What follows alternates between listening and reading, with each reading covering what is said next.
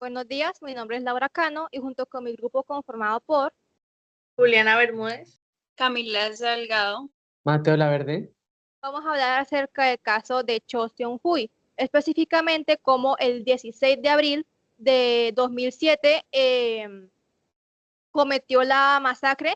de Virginia Tech, la cual es hasta ahora la que más muertos se ha cobrado en la historia de Estados Unidos, en un total de 32 con el 33.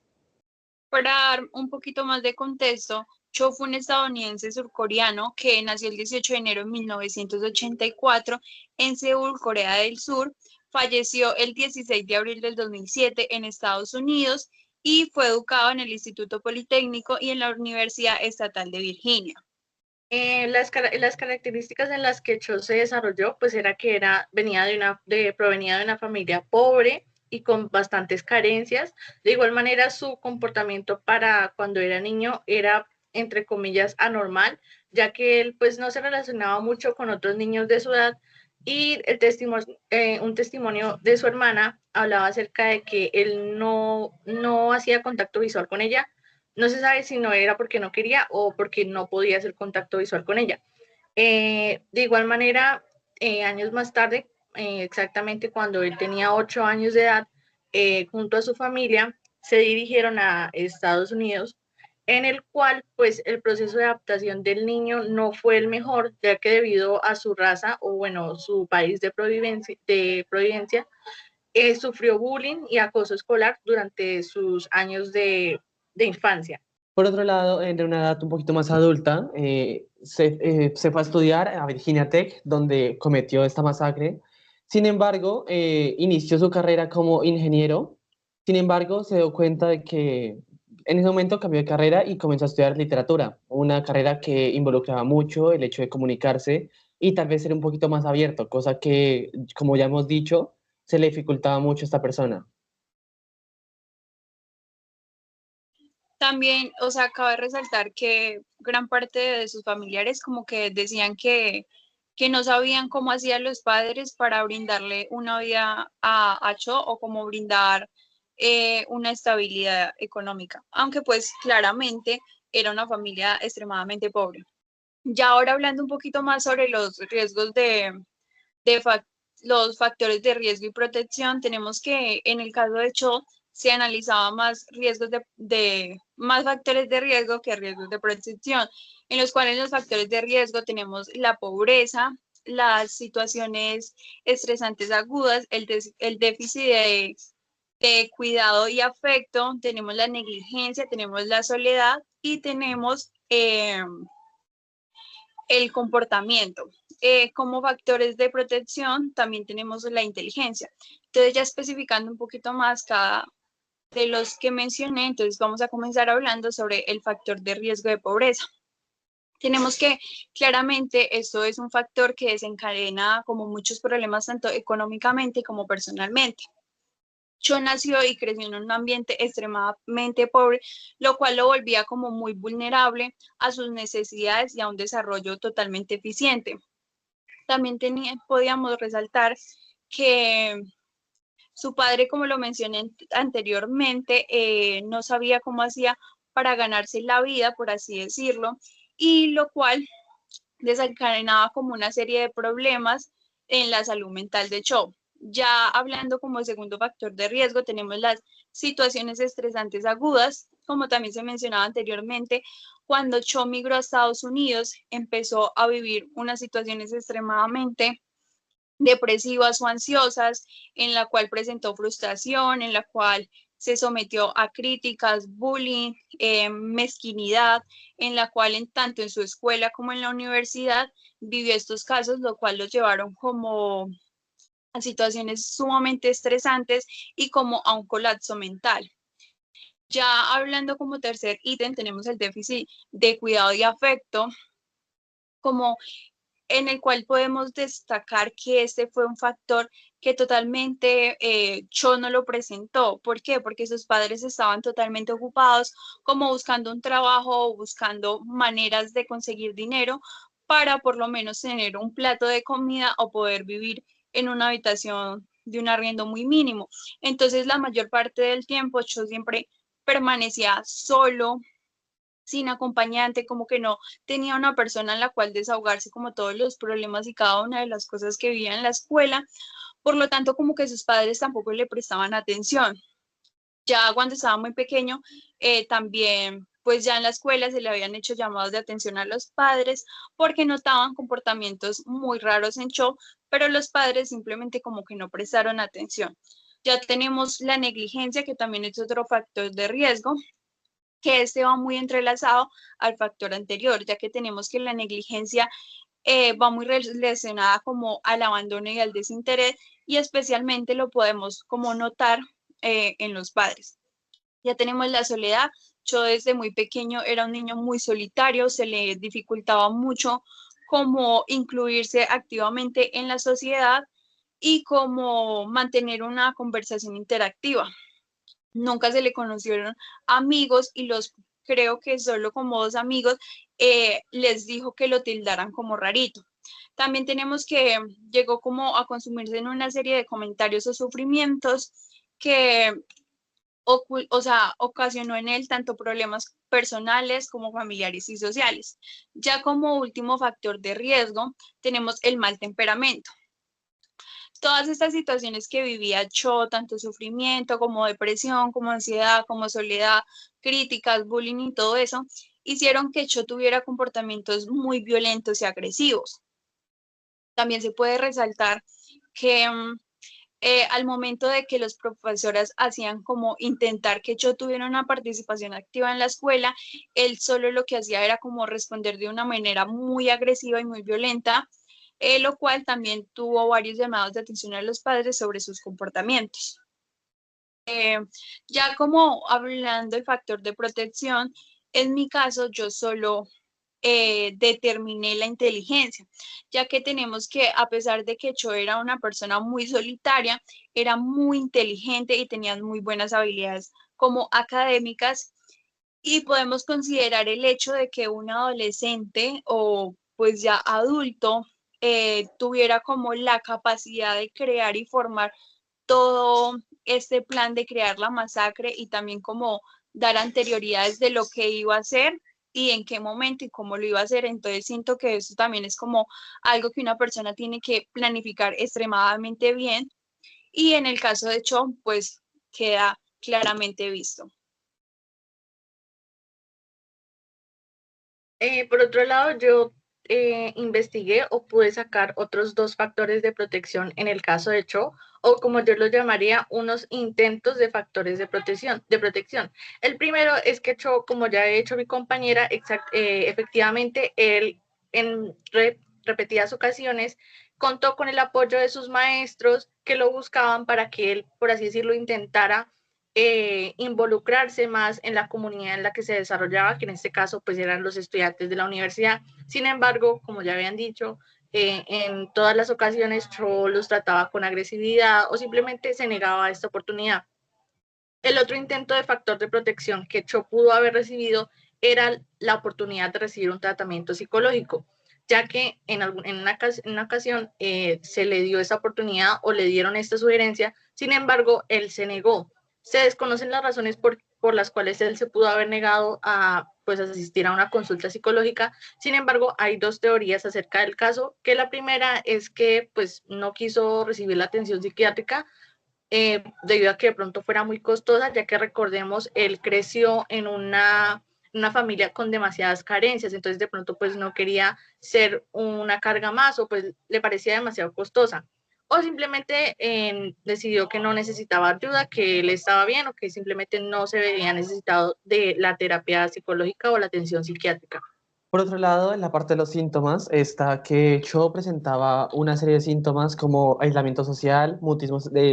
selectivo, depresión, comportamientos perturbadores o violentos, ansiedad o fobia social, comportamientos obsesivos, ideación suicida y homicida, delirios de grandeza y victimización, delirios de persecución y paranoia. Estos los presentaba en diferentes ámbitos y los presentó a lo largo de su vida y siendo cambiantes a lo largo de su vida. Por ejemplo, a la edad de 8 años y cuando apenas estaba, cuando apenas su familia estaba viajando y cambiando de localización, se notó un autismo selectivo que fue evolucionando poco a poco y mejorando sus habilidades sociales. Sin embargo, era algo que en algún punto se estancó y no siguió evolucionando. Por otro lado, todos estos signos y síntomas fueron mostrados a lo largo de su vida, como la ansiedad social extrema, los comportamientos violentos. De alguna forma eran claras señales de que necesitaba una intervención urgente. Algo que señalar es que él, como mis compañeras mencionaban anteriormente, él sí presentó señales, no, no solo ideaciones antisociales o asociales, sino también conductas antisociales, como por ejemplo el acoso que él propiciaba a dos compañeras de su universidad y a su profesora, que en un intento de ayudarlo a que se incluyera más en el grupo, pues solo terminó en mala posición. Lo cual así que debemos recalcar de que aquí, en mi opinión, sí hubieron señales claras de que esto era más que una personalidad excéntrica, que sí eran señales de alerta que se tuvieron que tener en cuenta. Y de hecho, sí se tuvieron en cuenta, más no llegaron a más, porque por ejemplo, como mencionamos ya, varios profesores intentaron ayudarlos, pero no se remitió a pues ayuda psicológica ni psiquiátrica. Y por otro lado, también es el hecho de que, a pesar de todos estos síntomas y signos y que eran muy evidentes, era muy difícil prever de que fuera a pasar lo que sucedió. En pocas palabras, no se podía predecir de que iba a crear una masacre, que iba a ser parte de un asesinato de tal magnitud. Y era muy difícil porque no porque tengan ansiedad social extrema, mutismo selectivo, significa que sean cosas definitivas o aspectos definitivos para que se comporte como se comportó y que las conductas violentas no son fáciles de predecir. Aunque durante su escuela y su universidad Cho exhibió muchos comportamientos alarmantes, como, no sé, la reacción de textos violentos, el acoso a compañeras, cosa que los profesores notaron y que intentaron hacer algo, para ellos era muy difícil el hecho de meterse en la vida de él, sabiendo que tal vez no tenían pruebas definitivas de, de un hecho específico o de algo que pudiera ser a futuro, cosa que también no podían no había una forma de justificarse por parte de los profesores y pues personas de su ámbito social como para que tener conductas tan intrusivas en la vida de esta persona en cuestión. Pero pues yo también siento que, o sea,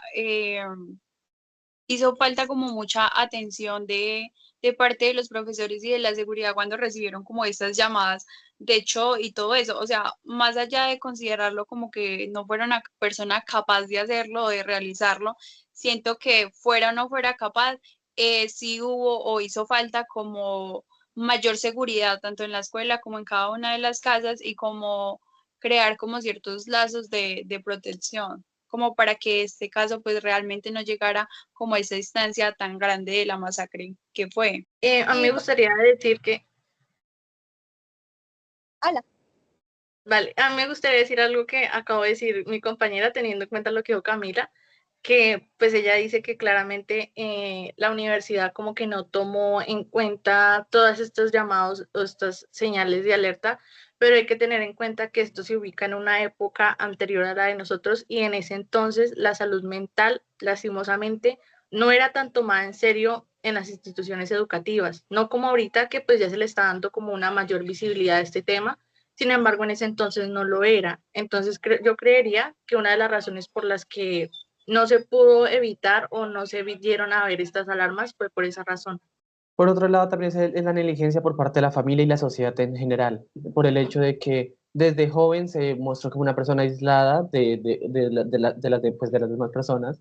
pero que nunca se le brindó un apoyo y una atención para mejorar estos aspectos, haciendo que pues muchos de estos síntomas y signos que ya tenía de base fueran evolucionando o simplemente se desbordaran a otro lado, por así decirlo. Además de eso, es que los recursos en salud mental eran muy limitados, como dice Juliana, y es el hecho de que, bueno, muy bien, sabemos que es una persona que, digamos que no entra dentro de lo normal, hablando desde la normalidad, de que no son comportamientos que no entran desde el común, pongámoslo así,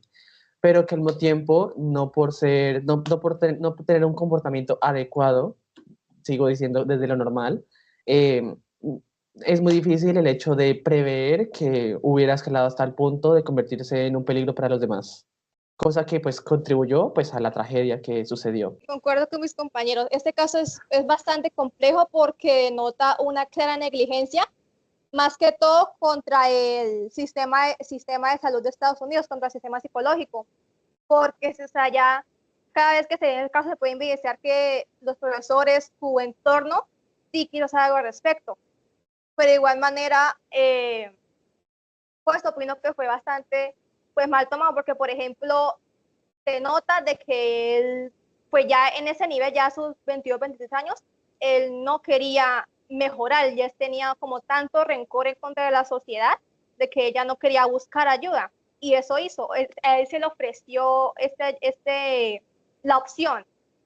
de tomar ayuda psicológica y psiquiátrica, pero él la rechazó. Y es donde uno dice, ¿por qué?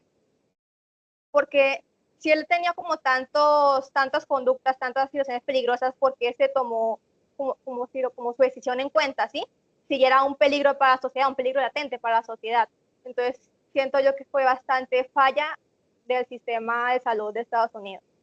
Entonces, como para retroalimentar de alguna forma, es la cadena de acciones y de negligencias que provocaron que Cho fuera abandonado por todo el mundo, tanto por su familia, que es la base de toda sociedad, tanto por la sociedad como tal, como los estudiantes, como la parte educativa, pues los profesores, como la parte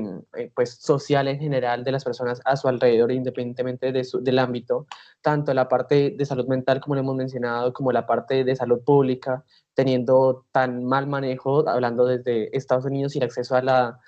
pues, a la salud en general, en este caso pues mental, que es una ramificación. Entonces, Cho de alguna forma fue víctima y victimario, en términos de que Cho fue víctima como de procesos políticos, sociales, que hicieron que fuera una persona o un ente que tuviera que hablarse por sí mismo, pero al mismo tiempo fue un ente que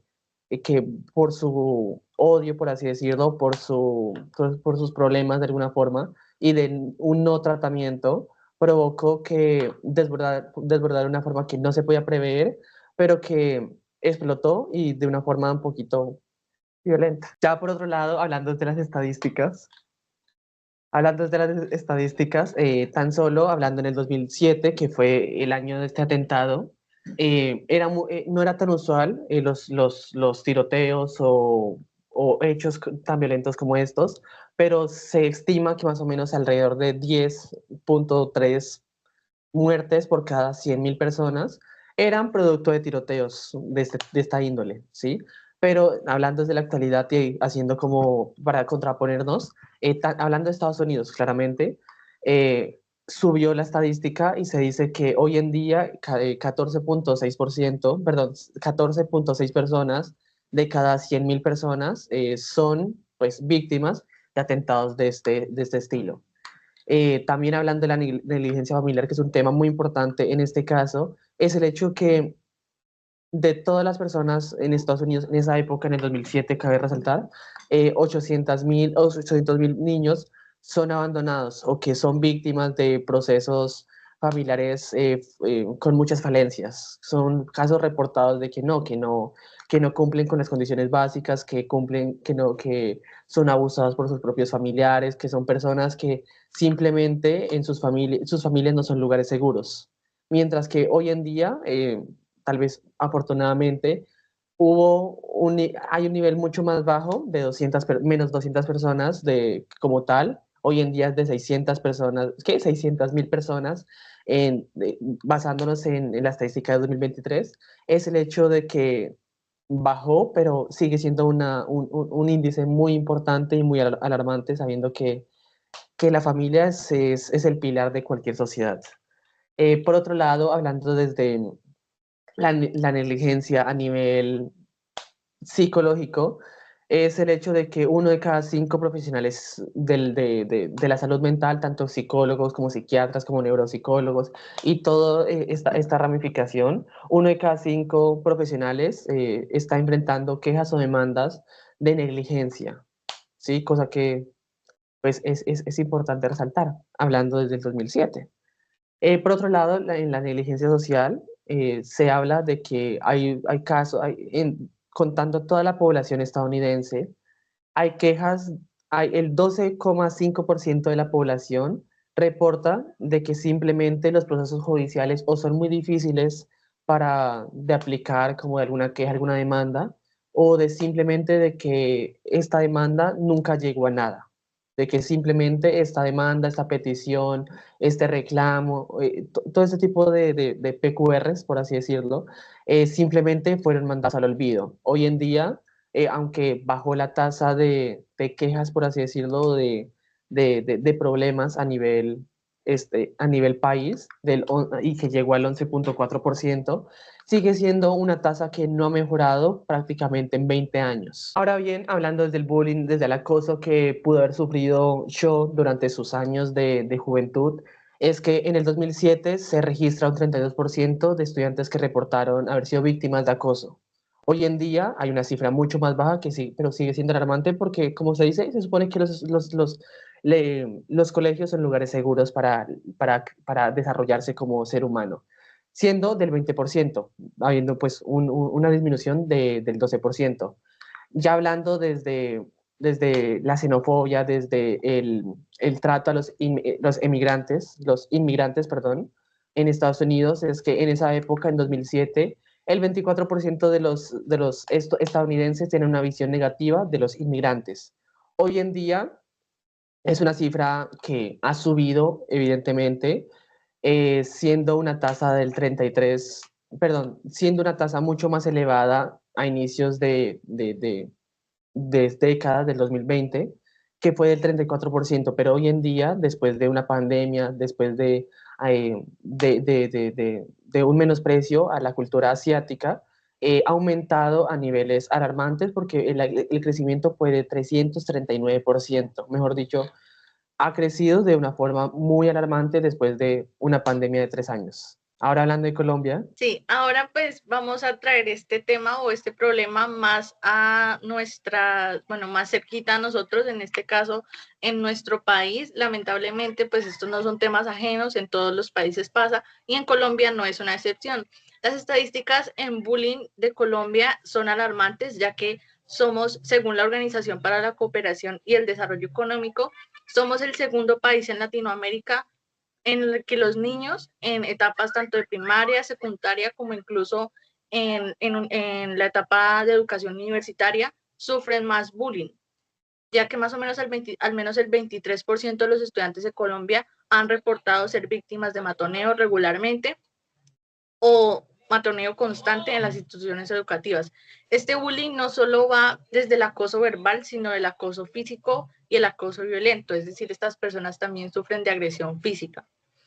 Las consecuencias, pues como ya hemos visto en el caso de Cho, las consecuencias del acoso escolar pueden ser devastantes, ya que pueden, para tanto niños y adolescentes, ya que pueden impactar en áreas cruciales del desarrollo, como es la salud mental, el rendimiento académico y la socialización o la habilidad de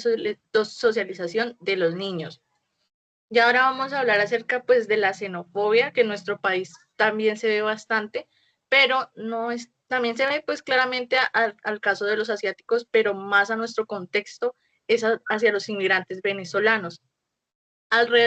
Una encuesta reveló que alrededor del 42,9% de los entrevistados en Colombia abogan por la igualdad de trabajo y oportunidades para la población que viene inmigrante de Venezuela. Sin embargo, también hay personas que esperan o ansían que los inmigrantes regresen a su país y no lo manifiestan de una forma muy generosa o amable, sino que lo manifiestan con discursos de odio y siendo cero empáticos. De igual manera, las mujeres inmigrantes, especialmente las mujeres venezolanas, por lo general en nuestro país son víctimas de acoso sexual y una xenofobia alarmante que las conlleva por parte de los colombianos a una hipersexualización y una deshumanización increíble. De igual manera, no solo es un caso de Colombia, sino que otros países como Perú y Chile se enfrentan al mismo cuadro respecto a los inmigrantes venezolanos. Es importante de Yo alguna también, forma, relacionar estas dos cifras teniendo en cuenta de que ambas culturas, ambos países son idiosincrasias totalmente distintas, son realidades totalmente distintas y que es importante el hecho de no solamente saber que es un hecho, fue un caso que sucedió en Estados Unidos, sino que es un hecho de que es alarmante a nivel mundial, es el hecho de que es importante contraponernos unos con otros sabiendo que nuestra realidad es igual de importante a la de esta persona y que tanto allá puede pasar como acá puede pasar. Algo que pues me gustaría aclarar pues es como un punto de vista en el cual tanto la xenofobia como el acoso escolar pueden convertirse o pueden juntarse y mezclarse en algo aún más grande. Y es que, bueno, esto lo leí según del Ministerio de Educación, y es que hay una gran cifra de estudiantes en niveles tanto de primaria como secundaria que actualmente en nuestro país se enfrentan a una tasa de acoso escolar impulsada por la xenofobia, ya que los niños, pues claramente, pongámosle a decir que los niños son como una esponjita. Sabemos que los niños en estas edades en especial comienzan a aprender acerca de los entornos en los que conviven. Y si a estos niños son víctimas, o bueno, no víctimas, sino son, son presentados a entornos en los que los familiares, por ejemplo, no toman bien el caso de los inmigrantes, ellos en entornos como la escuela van a copiar los comportamientos que logran aprender de su entorno familiar. Lo que pasa en este caso, que hay muchos niños inmigrantes venezolanos en el país que llegan a nuestro país buscando una nueva oportunidad y su entorno en el que llevan, en su entorno educativo en el que llegan es uno en el que son víctimas de acoso escolar, xenofobia por parte de sus compañeros. Esperen, siento yo que también es como importante, o sea, como preguntarnos tanto a nivel nacional como a nivel internacional, o sea, como el hecho de por qué ahora o también en esa época era como tan accesible acceder como a este tipo de armas, porque claro está que pues, o sea, si también se hubiera hecho como un factor ahí de no sé, ¿cómo llamarlo? Como de no adquirirlas, siento que también se hubiera como podido eh, no darse este hecho, sino que pues tal vez hubiera sido un poco más complicado para hecho como acceder a este tipo de tragedias. Entonces siento que también es como importante preguntarnos como esto y por qué lo permitimos o por qué lo estamos como volviendo un poquito más normal ahorita en la actualidad y es como mucho ver ahora adolescentes con armas, de que se creen sicarios o todo eso. Entonces siento que también es como importante revalorar lo que decía Mateo, como el hecho de lo de las infraestructuras. Y otro punto Algo que que para... Dale. Algo que aportar a lo que dijo mi compañera Camila es que esta conversión de las armas, especialmente en Estados Unidos, es algo que se tiene desde hace muchos años y por lo que se ve, no se ha podido, o sea, posiblemente no se prohíban las armas, no se reduzcan las armas porque las empresas que venden las armas tienen convenios incluso con la política, así que no es conveniente para nadie que se regularicen las armas, porque sí, precisamente eso, desde más o menos desde la masacre en Columbine, que es como la más famosa porque se grabó en video, se ha venido esta conversación y no, ya casi más de 20 años y no se ha regularizado bien. Algunos estados sí tienen más regulaciones que otros, pero en general es un desorden allá en Estados Unidos con ese tema. Otro punto a abultar o a resalir es el hecho de que Cho tuvo que pasar por un proceso muy difícil que fue el abandonar su cultura, su país de origen, para viajar a un lugar que no conocía. En este caso, comparándolo con Colombia, un hecho más de nosotros, es lo mismo que pasa lo que mencionó Juliana, es el hecho de los venezolanos, el hecho de que tuvieron que abandonar sus países, tuvieron que pasar por la etapa de viajar de un lugar a otro y de alguna forma esto es un duelo, cosa que tal vez Cho no pudo vivir, no pudo, no fue tratado, mejor dicho, no tuvo las herramientas básicas para simplemente mejorar, sino que simplemente fue algo que quedó ahí y pudo ser algo, un factor, quien quita, que pudo hacer que todo lo que ya tenía de base fuera en escalera, en espiral, y que todo se fuera sumando poquito a poquito. El hecho de que abandonar su país de origen, abandonar Corea del Sur, haya sido un hecho tan inminente, tan importante, tan a resaltar eh, para su vida. Para poder aclarar, o sea, para poder acompañar lo que dice un poquito mi compañero Mateo, lo que yo creo que te refieres es a que de pronto yo no pudo completar como un proceso de adaptación al nuevo entorno, ¿sí? Exacto, o sea, como por ejemplo le costó, pone que de por sí, como dicen, es difícil el caso de inmigrar de un país a otro, de adaptarte a una nueva cultura, se hace, o bueno, se hace un proceso de adaptación aún más difícil cuando llegas a un nuevo entorno y la gente te trata como si vinieras prácticamente, entre comillas, de otro planeta. O sea, no te respetan, empiezas a vivir estas situaciones de bullying, de acoso, simplemente por ser diferente o por venir de otro país o ser de otra raza. Exactamente, es el adaptarse tanto a una nueva lengua, también es eso, de que originalmente no hablaban inglés, ninguna de sus familiares tenía conocimientos previos de la lengua a la que se toparon en inglés. De pasar de coreano a aprender un lenguaje totalmente distinto es un choque cultural muy grande. Ya como, o sea, cerrando un poquito el tema y como concluyéndolo, tenemos que, o sea, en el caso de Cho hubieron como muchos síntomas, como muchos factores o muchas señales de alerta que Cho demostró hacia las personas y que como que, o sea, en general no se le prestaron como tanta atención y tenemos como que es importante como recordar y estar en contacto, recordamiento por así decirlo, sobre las señales que las personas dan y sobre lo que puede ocurrir después de dar una señal. Podemos destacar que, o sea, se hubieron muchos síntomas que se demostraron y que tal vez, como lo hicieron algunos compañeros, como que o lo normal o lo anormal. Entonces, fue realmente como un tema de mucho contraste, o sea, como si verlo como algo peligroso o no verlo como algo peligroso. Entonces, como que nunca se llegó a una conclusión de realmente qué pasó con Cho. Sí, como en general se entiende que es bastante difícil discernir cuál es la línea entre un comportamiento anormal que puede pasar como simplemente una personalidad excéntrica allá un peligro tanto para uno mismo como para la sociedad. Pero específicamente en el caso de Cho, sí hubieron señales, o sea, más allá de excentricidades, que sí demostraron que sí era un peligro para la sociedad. De hecho, ya lo era por el tema de acoso. Y uno entiende que las personas que generalmente todo suele escalar. Primero son que comentarios, luego fotos, luego ya tocamientos y todo eso puede escalar. Y son cosas que no se les tomó su debida atención. Entonces, pues ya como conclusión final es que siempre hay que estar atento a las señales que dan las personas, porque estas señales pueden ser alarmas a una tragedia que puede estar a punto de ocurrir. Y eso ha sido todo. Muchas Muchas gracias gracias. por su atención. Gracias. Muchas gracias.